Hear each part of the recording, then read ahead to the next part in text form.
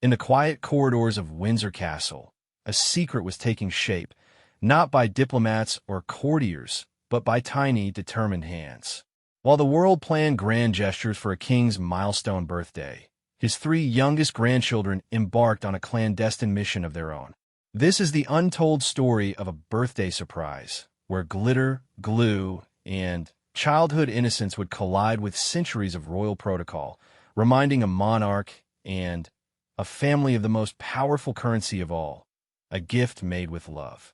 The idea was born not in a palace meeting room, but in the back of a car, surrounded by the gentle English countryside rolling past the windows.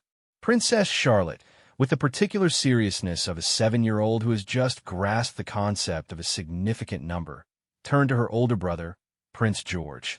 75 is very old, isn't it? She stated, her brow furrowed. Grandfather was going to be 75. That sounded important. It demanded a proper response. George, ever the thoughtful heir, considered this. He had seen the plans beginning to swirl around their grandfather, King Charles III.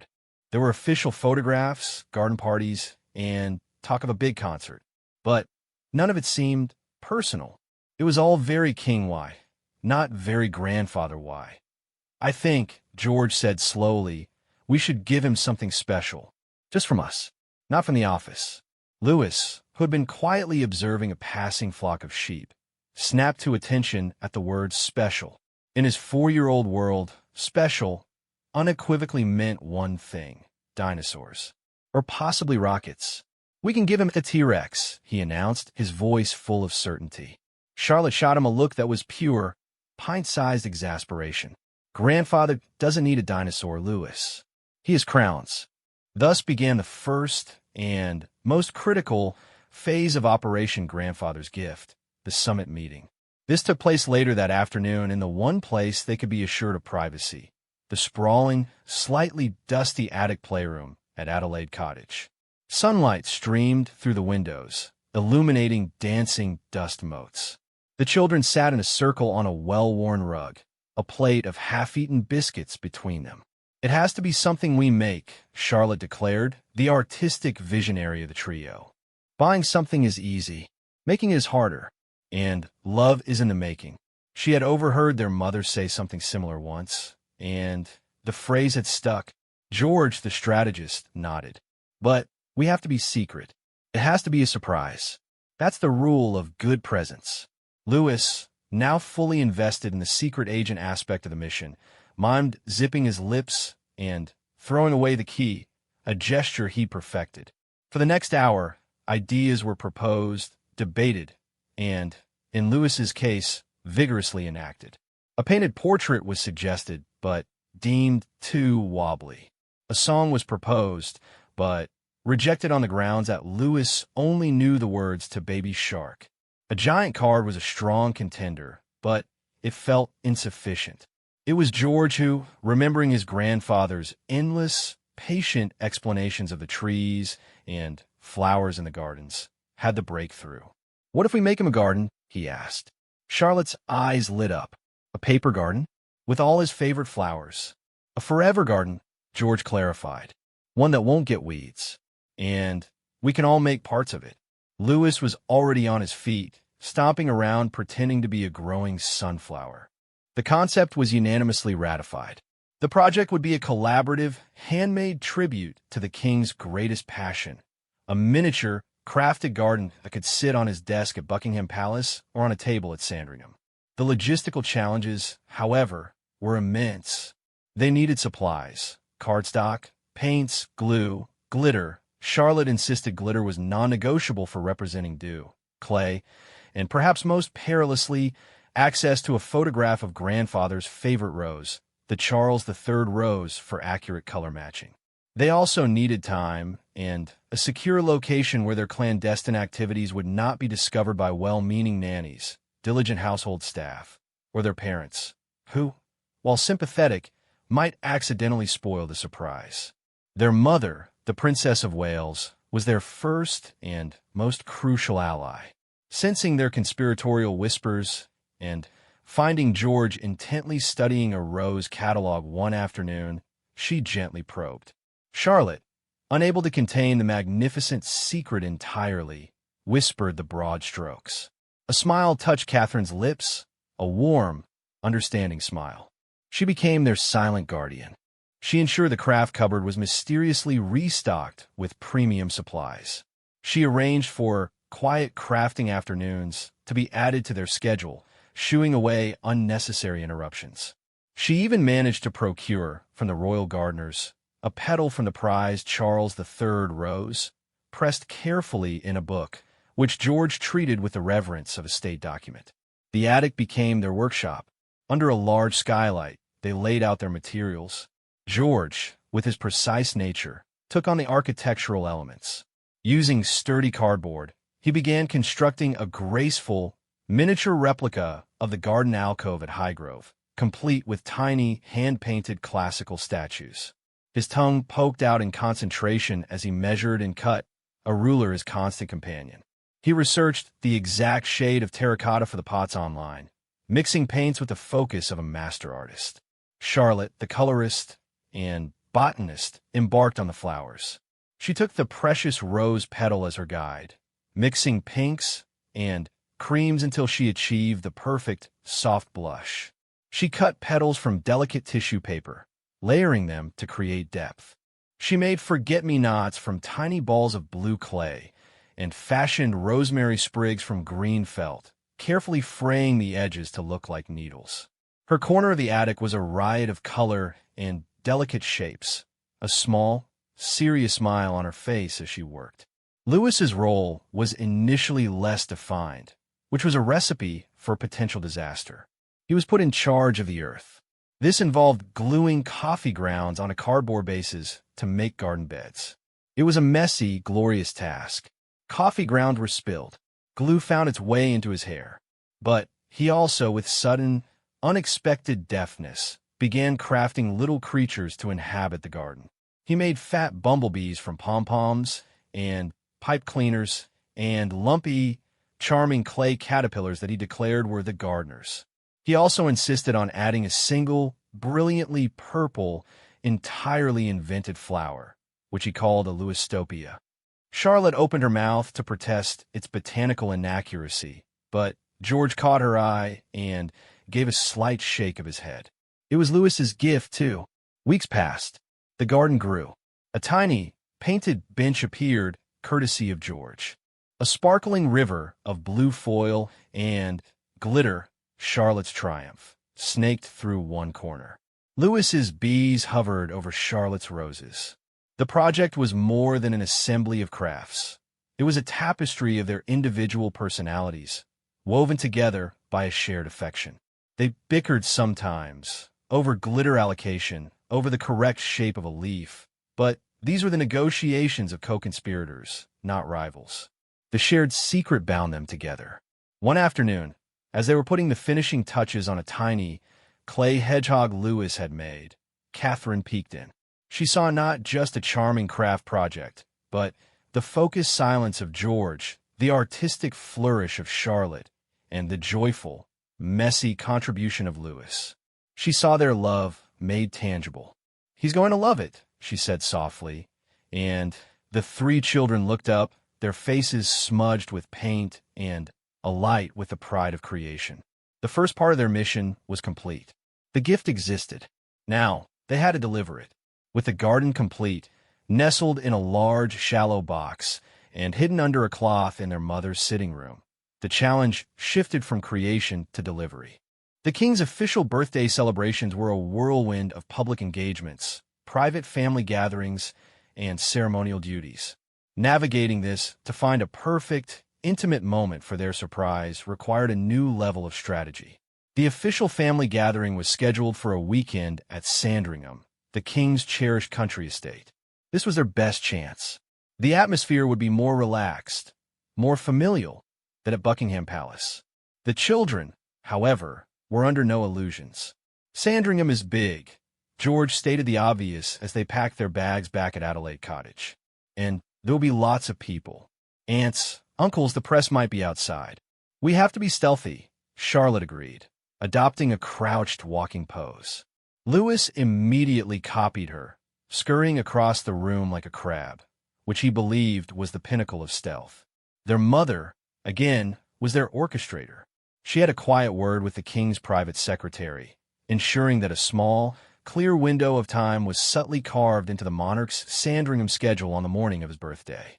"The children have something for him," was all she said, and the secretary, a man more accustomed to managing diplomatic pouches than handmade gifts, gave a brisk, understanding nod.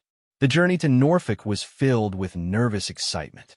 The box containing the garden was entrusted to George, who placed it carefully on the seat beside him in the car, his hand resting protectively on top. Charlotte had fashioned a large, handmade label that read, "Handle with extreme love," in her best swirly handwriting. Lewis had added a drawing of a crown with a smiley face on it. Upon arrival at Sandringham House, the grand, brick-built manor felt both familiar and strangely intimidating. The halls echoed with the footsteps of staff preparing for the weekend's festivities. Floral arrangements taller than Lewis lined the corridors. The air smelled of polish and the faint, sweet scent of hothouse flowers. Their gifts suddenly seemed very small, very homemade in this world of grandeur. They were shown to their usual rooms. The box was placed with great ceremony in George's wardrobe, the safest place they could think of. That evening, at a bustling family dinner, they saw their grandfather. He looked happy, but tired, smiling as he listened to anecdotes from his siblings, but the children could see the slight weariness around his eyes. A day of public walkabouts and official photographs had taken its toll. He was the king to the world here, but they wanted to see him as just grandfather. The planned moment was set for after breakfast the next day, in the king's private study. This was a room they knew well, a comforting clutter of books, botanical sketches, well-worn leather armchairs, and shelves of family photographs. It was his sanctuary. Morning dawned bright and cold. The children, too keyed up to eat much breakfast, fidgeted through the meal. Finally, the mother gave them a slight nod. It was time. Retrieving the box from the wardrobe, they formed a small, solemn procession. George led, carrying the box. Charlotte walked beside him, ready to provide verbal explanation if needed. Lewis brought up the rear, tasked with carrying the single, real Charles III rose their mother had provided as a final touch. The walk down the long corridor to the study felt endless. They passed a footman, who gave the odd parade a polite, impassive look. They could hear the distant murmur of adult conversation from another room. Their hearts thumped. George knocked on the heavy oak door of the study. "Come in," called the familiar, warm voice. They entered. King Charles was standing by the window, looking out at the estate grounds, a cup of tea in his hand. He turned, and his face, which had been in pensive repose, immediately softened into a genuine smile at the sight of his 3 grandchildren arranged in a line, looking uncharacteristically formal and nervous. "Well, good morning, you 3, he said, setting his cup down. "To what do I owe this very official delegation?" George stepped forward. "Happy birthday, grandfather," he said, his voice steady despite his nerves. "We made you something. We made it ourselves," Charlotte added emphatically. "Every bit, even the dirt," Lewis proclaimed, holding out the rose. "And this is for the top." The king's eyebrows raised in delighted surprise. "You made me something?" He gestured to the large desk. "Well, please, let's see this marvelous creation." With great care, George placed the box on the clear desk. Charlotte and Lewis stepped forward, and together, the 3 of them lifted the cloth cover. There was a moment of utter silence. King Charles leaned forward, his eyes moving slowly over the miniature world they had created. He saw the alcove from Highgrove, painstakingly painted. He saw the stunningly accurate replica of his namesake rose, its tissue paper petals perfectly formed. He saw the glittering stream, the little bench, the pom-pom bees hovering, the lumpy, smiling caterpillar, and the defiantly purple Lewistopia. He saw the care, the observation, the sheer, unfiltered love in every glued-on coffee ground, every painted leaf. He did not speak for a long time. He simply looked, his head tilted, a hand coming up to his mouth. The children held their breath, exchanging anxious glances. Had they gotten a rose wrong? Was it too messy? Too childish? Then, the king slowly lowered himself into the chair by the desk, his eyes never leaving the garden. When he looked up at them, his blue eyes were bright, shimmering with unshed tears. His voice, when it came, was thick with emotion, stripped of all kingly formality. "My darlings," he whispered, it is the most exquisite thing I have ever been given." A wave of relief and joy washed over the three children. They broke formation, clustering around his chair. "George, this alcove, the detail," the king said, pointing a slightly trembling finger. "You remember the chip on the statue's plinth from the frost last winter?" George beamed, amazed his grandfather had noticed such a tiny, intentional detail. "And, Charlotte, my rose, it's perfect. You've captured the very essence of it. And the forget-me-nots." He touched one of the tiny blue flowers gently with his fingertip. Charlotte glowed with pride. "And Louis," the king said, turning to his youngest grandson, who was practically vibrating with anticipation. "Your bees and caterpillars are absolutely splendid. They bring the whole garden to life. And this," he said, pointing to the Louistopia, "is a magnificent, rare species. I shall have to ask the gardeners to try and cultivate one." Louis threw his arms around his grandfather's neck in a triumphant hug. The king laughed a deep, happy sound and hugged him back, then drew George and Charlotte into the embrace. For a long minute, the king of the United Kingdom and his three grandchildren were just a grandfather and his grandkids huddled together over a gift made with glue and love. "This," he said finally, releasing them but keeping a hand on George's shoulder, "is going right here." He moved a stack of official papers and placed the garden in the center of his desk, where the morning sun from the window fell directly upon it. "So I can look at it every single day while I work. It will remind me of what truly matters." He asked them questions then about how they made it, about who did what, listening intently to their overlapping, excited explanations. The weariness had vanished from his face, replaced by a radiant, tender joy. In that sunlit study, surrounded by the trappings of his heavy role, the handmade garden was a beacon of pure, personal connection. The surprise had been a perfect, heartfelt success. But the story of the gift was not yet over. Its journey and its effect were only just beginning. The garden took up permanent residence on the king's desk at Sandringham, and later a second, equally prominent spot was found for it on his desk at Buckingham Palace. It became a fixed point in the changing scenery of his duties. Diplomats, privy councilors, and heads of state, ushered into the monarch's study for audiences, would often find their eyes drawn to the peculiar, charming centerpiece amongst the polished boxes and elegant inkwells. It was an unmistakable anomaly of childhood in a room of adult statecraft. The king, noticing their glances, would inevitably offer a small, proud smile. "A birthday gift for my grandchildren," he would say, his tones softening. "Handmade, every bit of it." For a brief moment, the formality of the occasion would lift, replaced by a shared, human appreciation. A visiting prime minister might lean in slightly to admire Charlotte's roses. A foreign ambassador might chuckle at Louis's determined caterpillar. The garden became not just a personal treasure, but a subtle, powerful tool of diplomacy, a reminder of the man behind the crown, a grandfather, a father, a person with a family who loved him. It made him more relatable, more real, in the eyes of the powerful people he met. But its most profound impact was within the family itself. The king made a point of referencing the garden in his conversations with the children. On a video call, he might say, "I had a rather difficult meeting today, but I looked at Louis's bumblebee, and it made me smile."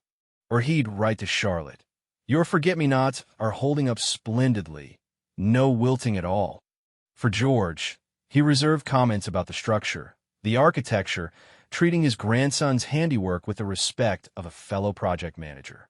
This ongoing acknowledgement made the children feel not just like they had given a gift, but that they had contributed something of lasting value to his life. Their love was not just received. It was actively used, a daily source of comfort and strength. The story of the gift, as these things do in a family, took on a legendary quality. At a subsequent family lunch, Princess and the king's no-nonsense sister peered at it and gave a rare, broad grin.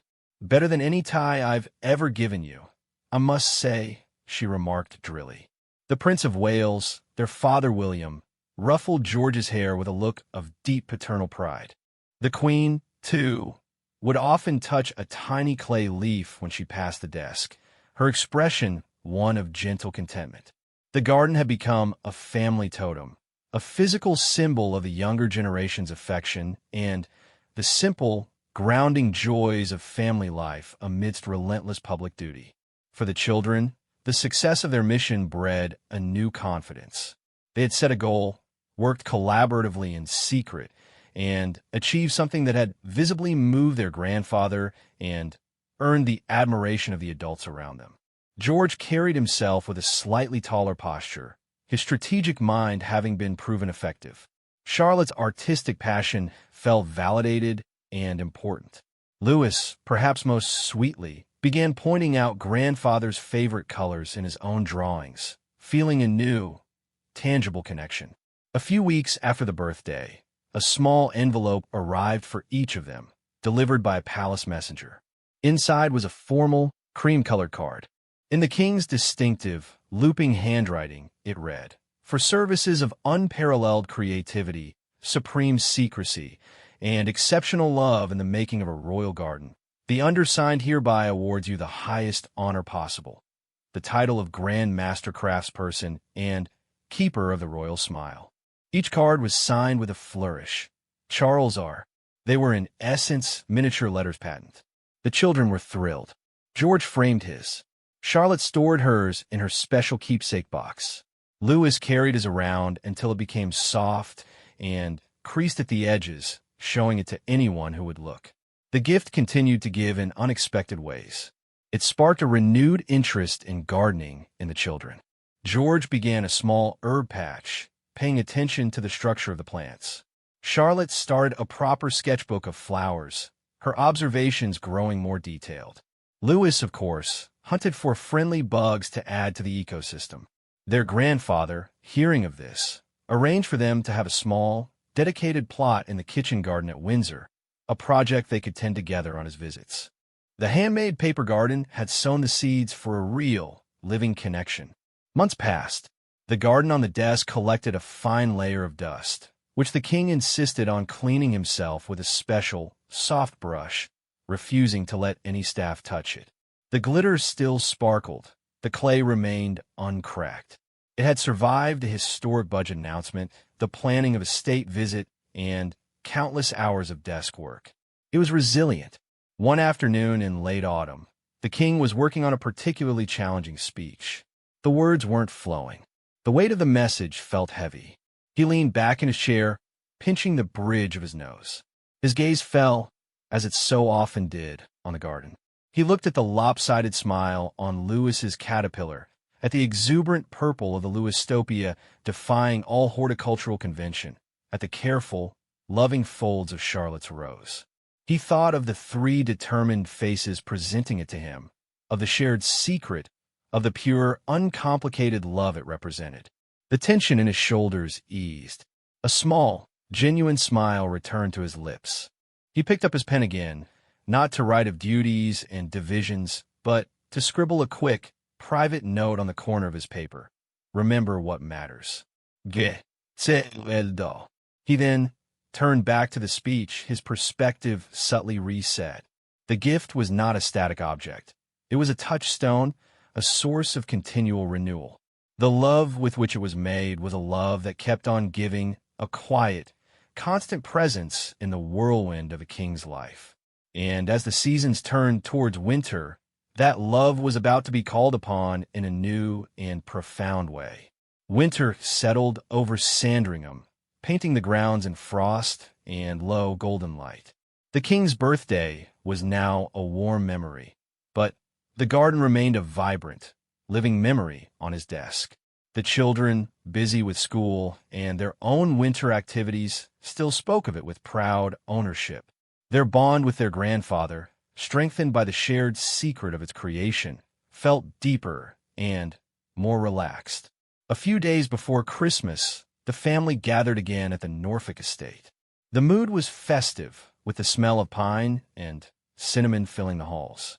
One evening, after a lively dinner, the king asked the children to join him in his study for a private viewing. Intrigued, they followed him. The study was cozy, a fire crackling in the grate. The garden sat in its usual place, but the king had something new to show them. On a table beside his armchair lay a large, leather-bound scrapbook. "I thought it was time," he said, his eyes twinkling, "to properly archive this historic artifact." He opened the book. The children crowded around. On the first page was a photograph, taken by their mother on the birthday morning, of the three of them presenting the box, their faces a mixture of nerves and excitement. Opposite it, carefully mounted, was Charlotte's, handle with extreme love label. They turned the pages. The king had, with remarkable thoroughness, created a museum-quality record of their gift. There were close-up photographs of every element. George's alcove, Charlotte's rose, Louis's bee. There was a pressed petal from the real Charles III rose, alongside one of Charlotte's tissue paper versions. There was a small, clear bag containing a few of the coffee grounds Louis had used, labeled in the king's hand, "Foundational Earth by Louis." A photo of the messy attic workspace was included, and even a scan of the Grandmaster craftsperson cards he had sent them. But more touching than the documentation were the annotations. Next to a picture of the Louistopia, he had written, "Genus, Louisii, a spectacular and joyous mutation, thrives in conditions of happiness." Beside George's painted terracotta pot, note the expert weathering on the south-facing side. Masterful attention to detail. Under a picture of Charlotte's forget-me-nots, blue of a perfect Norfolk sky in June, a flawless botanical study. He had, in his way, legitimized their work, treating it with the same scholarly care he would give to a rare manuscript or a newly discovered plant species. For the children, it was the ultimate validation. Their grandfather wasn't just being kind. He truly saw the effort and artistry in what they had done. "This," the king said, closing the book gently, "is one of my most precious archives.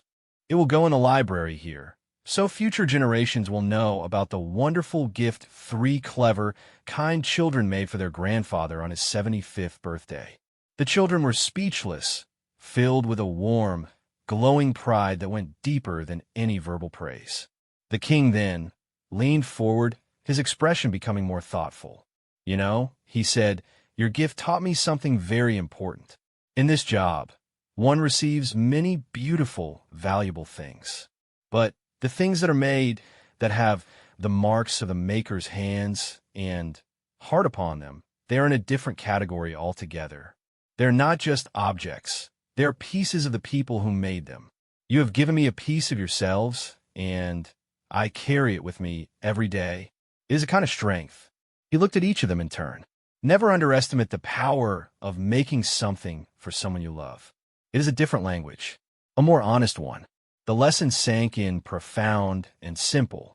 They understood then that their project had been more than a birthday surprise. It had been a conversation, a connection forged in glue and glitter and shared purpose. Later that night, as a light snow began to dust the Sandringham lawns, the king sat alone in his study. The fire had died to embers. The only light came from a single lamp on his desk, illuminating the handmade garden. He looked from the vibrant, chaotic, loving world his grandchildren had created to the serene, white landscape outside the window. Both were beautiful. Both were part of his life. He thought of the relentless cycle of his duties, the unending stream of papers and problems. And then he thought of the three focused faces in the attic, of the whispered plans, the spilled glitter, the earnest presentation. The memory was a blanket against the cold, a spark in the quiet dark. The gift had been completed months ago, but its story was not a closed book. It was a living thing, like the plants it so charmingly represented. It had grown from an idea in a car to a secret project in an attic to a moment of profound emotional connection to a diplomatic talking point to a family legend and, now, to a cherished archive and a life lesson passed between generations. King Charles reached out and very gently straightened one of Louis's pipe cleaner bees. A smile, soft and entirely private, touched his lips. The greatest gifts, he reflected, are never really about the moment they are given. They are about all the moments that come after. They're the gifts that keep on giving, quietly, constantly, strengthening the bonds that truly matter, reminding us of who we are and who we love, even and especially when we wear a crown. On the desk, in the pool of lamplight, the paper garden bloomed forever, a silent, vibrant testament to a surprise, a secret, and a love that was and would always be handmade.